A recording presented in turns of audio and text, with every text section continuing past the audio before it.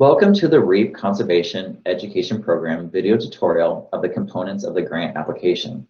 This video will be a highlight of the SlideRoom Online Grant Section 1 Project Summary.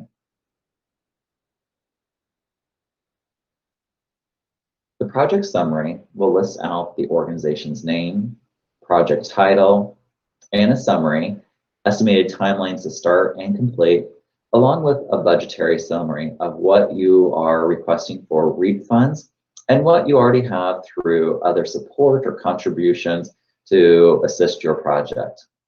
Oftentimes, communities are driving the desire for a project, and the financial or in-kind contributions aid the project being successful. Cash or in-kind, often called as matching funds, are not required for this grant. Later in the form, you'll be able to expand upon your budget in a narrative style. As you complete the different sections, they will be able to finish out along with adding in how many characters you use for the different areas. For timelines, May applications can start July 1st when the funds are released to the agency.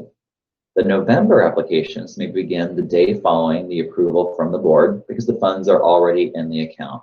No need to wait any longer after the November cycle. Projects usually estimate about 15 to 18 months from beginning to end. Projects usually take a few weeks to months to get started. Then there is a period of time when the majority of the project is conducted, and then an evaluation and reflection period to know if you were successful with your project, and then completing the reporting and financial documents to close out your grant. Some grants are done in 7 months, and others are done in 20 months. That timeline is a flexible period of time based upon your projects. Funding requests under $3,500 are considered mini grants and are evaluated as a group, while funding requests over $3,500 are considered standard grants and are evaluated as a large in one group together.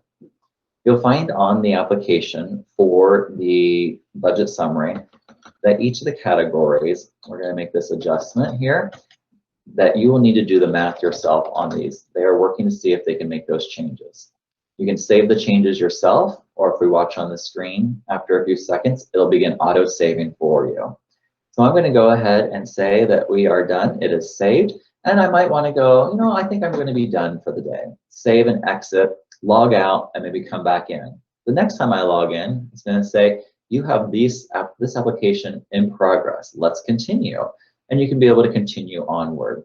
We'll find that we have a green check mark next to this section because we have completed all the different portions of this section and are ready to move on to the next.